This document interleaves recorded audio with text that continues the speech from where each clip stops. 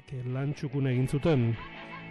Urte batzutan, horrelako txapelketetan parte hartu gabe izan dira, baina aurten animatu dira, Lemazaindun 8koa ureratu dute, eta Espainiako txapelketan ere parte hartu asmoz dira.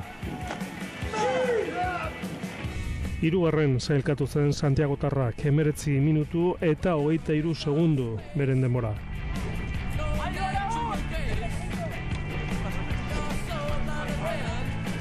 Urkirolak eta Santurtziko itsasoko amako untzia irten ziren gero urren ez urren. Bidasoan bera, une askotan, esateko elkarren ondoan joan ziren. Pixkanaka, 8ko bizkaitarra Urkiren gainera ailegatu zen. Santiagoko zubian, Urkiren aldea oso txikia zen.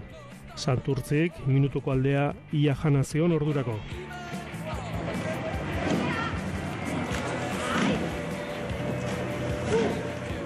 Amaiera gogorra egin zitzaien parte hartzaile guztiei, marea igotzen, ari baitzen. Eta ailegaera estua izan zuten Urkirolakek eta itsasoko amak hori bai. Beti ere kontutan izan da, minutu bat beranduago irten zirela bizkaitarrak. Urki 5. sailkatu zen, eta Santurtzik ordura arteko denborarik onena, 19 minututik jaisten lehena gainera. Aupa, Mikel! Segi horre! Aupa, zien! Ondik uste zaitut! Indarrean Hondarribia joan Altzaren aginduetara 2010ko tituluari eutsi egin nahi zion eta baita lortu ere. Jon Altza Lemazain, 8koan Julen Castrillon, Inigo Bertiz, Ekaitz Aznar, Iker Amador, Manes Aldai, Xamu Kanpandegi, Asier Puertas eta Mikel Orbañanos.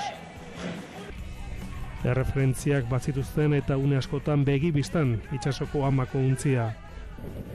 Denboraldia gogora hasi du Hondarribiak eta denbora polita lortu zuen Euskadiko txapelketan. 18 minutu eta 37 segundo. Santurtziarrak baino 22 segundo gutxiago. Ondo ekipo, ondo! Ondo guztua, ez? Irabazin dugu eta genekin aukera bagen eskala, baina bueno, beti dudak izatea, ez? Baina bueno, entrenamendutan dara txukun gabitza eta ikusia nahiko ondo gabitzala. Titulo beti garrantzitsu dira eta gustatzea irabaztia, ez? Eta bueno, azkenen gortetan, demostratu dugu oso ondo ibiltze gala 8ko Euskadi mailan eta bueno, horri eutzi nahi dio aurtena.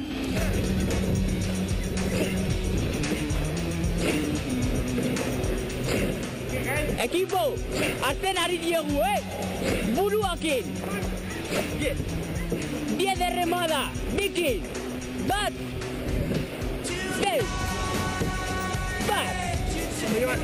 Sei!